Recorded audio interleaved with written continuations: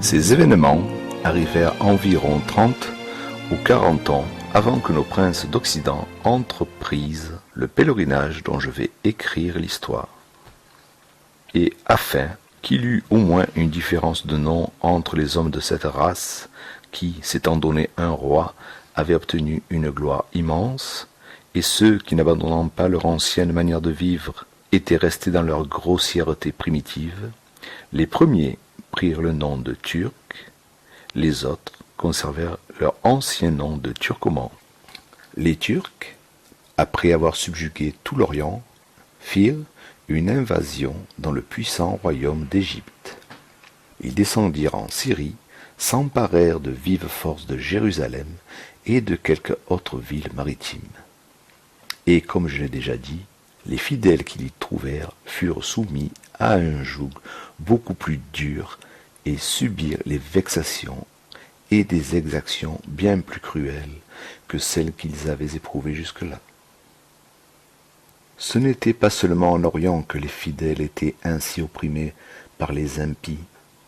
En Occident, et presque dans le monde entier, principalement parmi ceux qui s'appelaient fidèles, la foi avait failli et toute crainte de Dieu avait disparu. Il n'y avait plus de justice dans les affaires du monde. L'équité avait fait place à la violence qui seule régnait au milieu des peuples. La fraude, le dol, la fourberie s'étaient établis de toutes parts. Toute vertu s'était retirée et paraissait presque devenue inutile, tant la méchanceté avait pénétré partout. Il semblait que le monde tendit à son déclin et que la seconde arrivée du Fils de l'homme dut être prochaine. La charité d'un grand nombre d'hommes s'était éteinte et ne trouvait plus de foi sur la terre. La confusion des rangs confondait toutes choses, et on dit que le monde allait rentrer dans l'antique chaos. Les plus grands princes, qui étaient tenus de gouverner leurs sujets dans les voies de la paix, oubliant les termes de leur alliance, se querellant à l'envi sur les plus frivoles motifs, livraient des contrées entières à la flamme, exerçaient çà et là leur rapine et sacrifiaient les biens des pauvres aux fureurs de leurs impies satellites. Au milieu de tant de périls, nul n'avait ses richesses en sûreté. Aussitôt qu'un homme était présumé posséder quelque chose, c'était un prétexte suffisant pour le traîner dans les cachots, le charger de fer et lui faire subir dans sa personne les plus indignes tortures.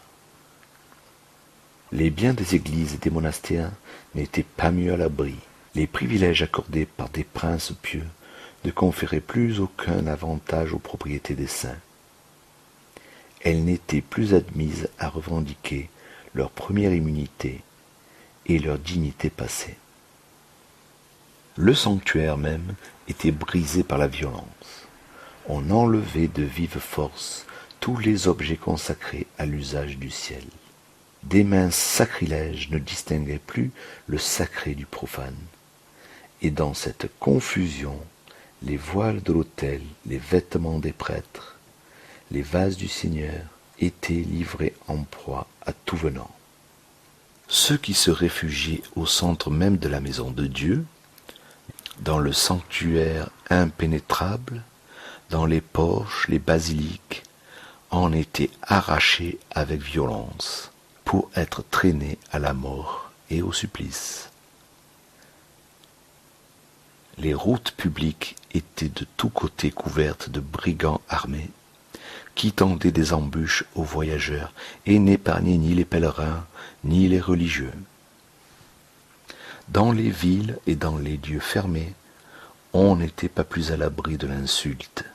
Les rues, les places infestées d'assassins ne pouvaient plus être fréquentées par les honnêtes gens. Plus un homme était innocent, plus il se trouvait exposé à toutes sortes de trahisons. De tous côtés, on se livrait impunément et sans aucune retenue à tous les dérèglements du libertinage, comme si c'eût été une chose tout à fait permise. Les liens du mariage n'étaient plus sacrés, même entre les parents et les alliés. La chasteté, vertu chérie des esprits célestes et de Dieu, avaient été expulsés de partout comme stupides et sans valeur. L'économie et la sobriété ne pouvaient plus trouver place lorsque le luxe, l'ivrognerie, la passion insatiable du jeu occupaient toutes les avenues et pénétraient dans l'intérieur de toutes les maisons. Le clergé ne se distinguait pas du peuple par une vie plus régulière.